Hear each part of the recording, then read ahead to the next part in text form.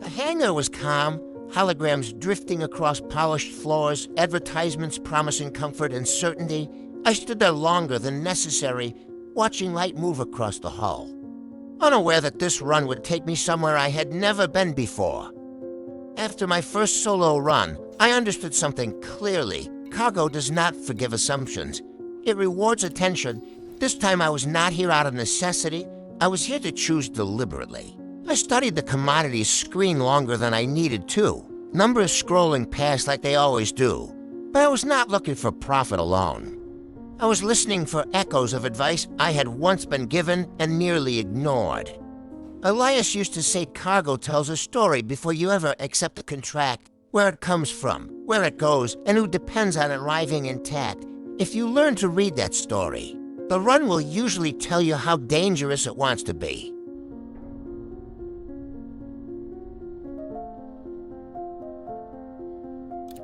I did not choose this cargo because it paid well. Water rarely does. I chose it because it mattered. 144 crates meant survival for someone else. Elias taught me that necessity cargo carries weight beyond credits. If you understand who depends on it, you understand the run. Elias used to say the easiest way to learn discipline was to haul something irreplaceable. Water forces patience, care, and restraint. It does not forgive shortcuts, as I confirmed the purchase. I realized this run was less about delivery, and more about honoring a lesson I was still learning. I followed every procedure without skipping a step. Checks complete, clearance granted, cargo loaded cleanly. There was comfort in routine this time. A sense that learning had already begun to settle into habit. I looked up through the open cargo bay as the station stretched above me. Steel and light layered into something larger than purpose. The platform moved forward. Then it began to rise, lifting the ship toward the greenish hue of the station, a reminder that once cargo is chosen, the station carries you forward whether you feel ready or not. Ship is disengaged from landing pad. Regulate your speed until free of station perimeter.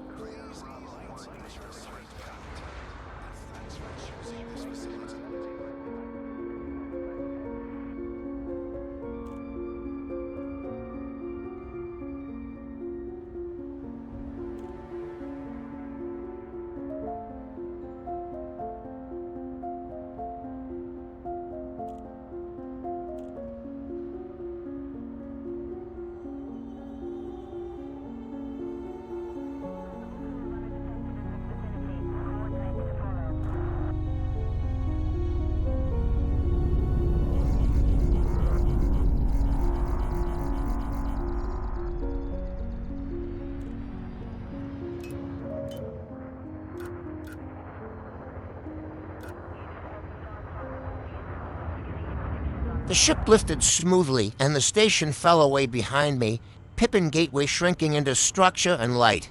Stations always feel like order made visible.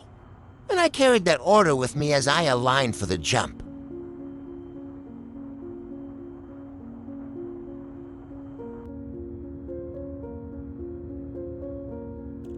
As the ship aligned for the jump, everything slowed again. Stations fade quickly once you turn away from them. What remains is direction and intent. Elias always said this was the moment to check yourself, not the systems. But the reason you were moving at all. Frameshift drive charging. 4, 3, 2, 1, engage. I held the alignment longer than required, not out of hesitation, but respect. The last run taught me how fast confidence can outrun preparation. This time I wanted the jump to mean something. Not escape, not urgency, just a deliberate step forward into whatever waited next.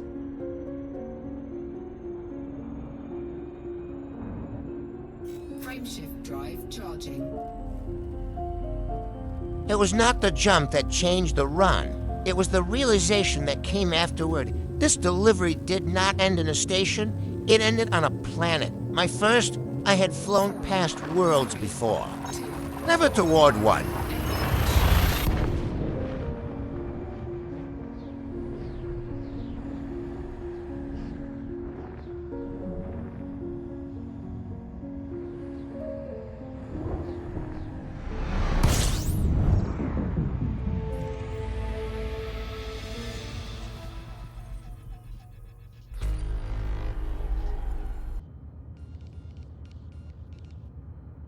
Frameshift drive charging.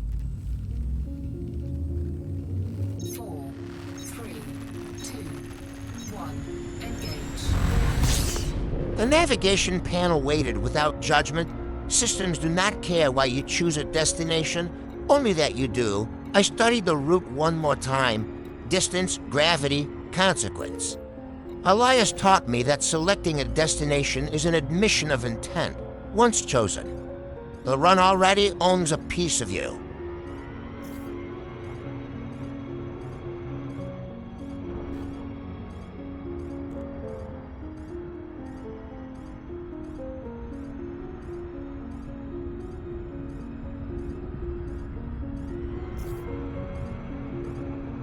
I set the speed to maximum and engaged cruise control.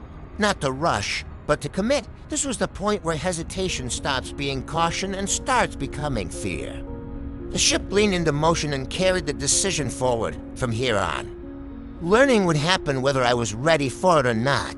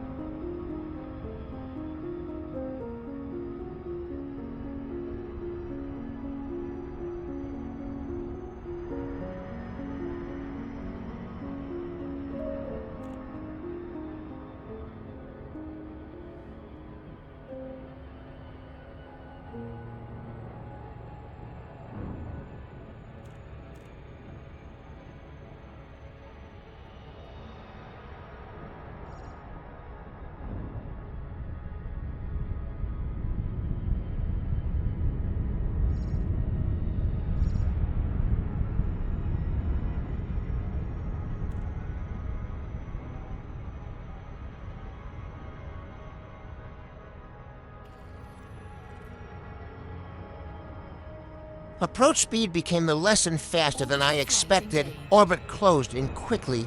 Systems warned me to late. The dangerous speed dropped me out of super cruise. Hull integrity suffered.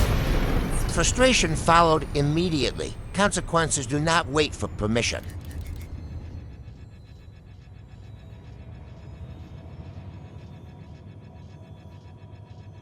The descent was slow, painfully deliberate. 6 minutes of watching numbers settle and damage reports scroll. I felt how fragile everything really was. Ship, cargo, life. It does not take much to turn routine into survival.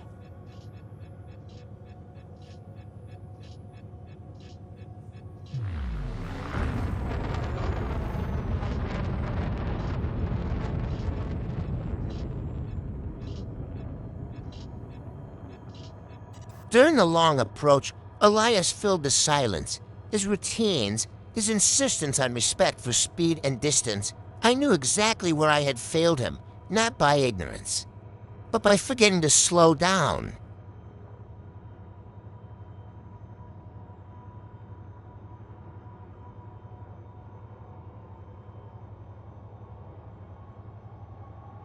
As the damage report settled in, I understood how close this had come to ending differently. Not dramatically, not loudly, just suddenly.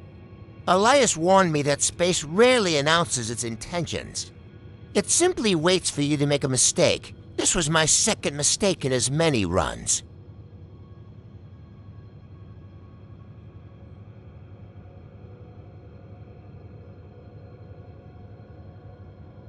Elias never raised his voice when I got something wrong. He would just look at me and ask what I missed, not to shame me. But to force honesty, sitting here now, I knew the answer. I had known it before the drop, and I chose speed over discipline.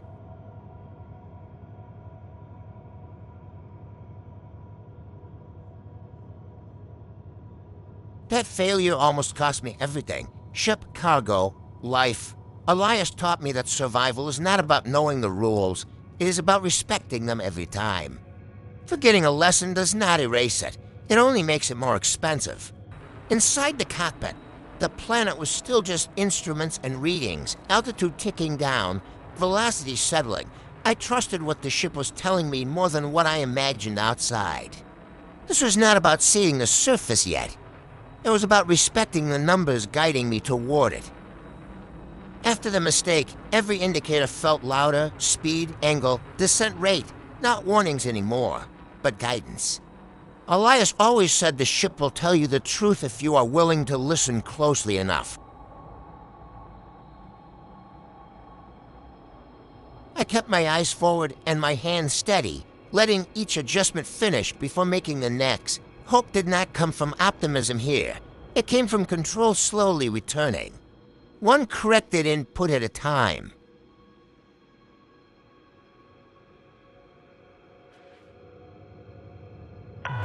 The hail came through before I could settle fully. Calm, controlled. Instructions delivered without urgency. They had seen the descent, seen how close it came. I realized then that mistakes do not happen in isolation. Someone is always watching when things go wrong. I followed every instruction exactly as given: altitude, speed, vector, no interpretation this time. Just execution. There was comfort in surrendering control briefly, not as weakness, but as trust in people who knew this approach better than I did. The voice faded and the ship responded smoothly. Control returned, steadier than before. They did not lecture me. They did not judge. They simply made sure I lived through the lesson. And sometimes that is the kindest form of mentorship.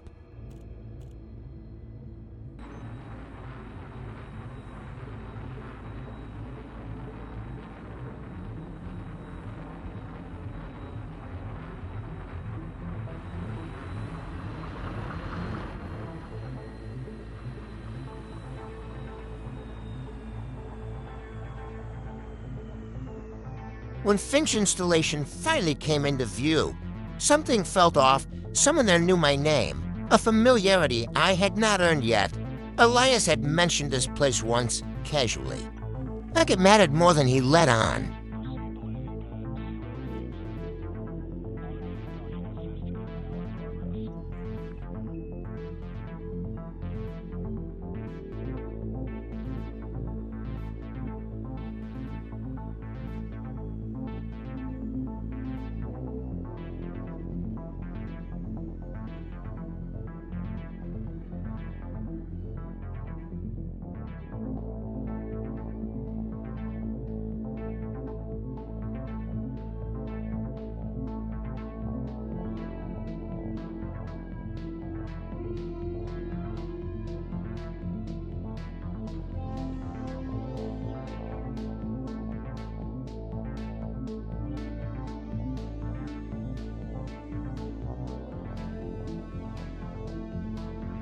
The settlement name appeared across the hangar wall. The wall was a welcome reminder of the fragility of life. I shut systems down carefully this time, damage logged, lessons recorded. This was not a clean landing, but it was an honest one. Standing there in the hangar, looking at the ship that had carried me through the mistake, I realized it was no longer just a gift from Elias. It was becoming something we were shaping together. One lesson at a time. This run did not reward speed. It demanded humility. First Planetfall earned through correction and consequence. Somewhere in this place was a connection to Elias I did not understand, yet.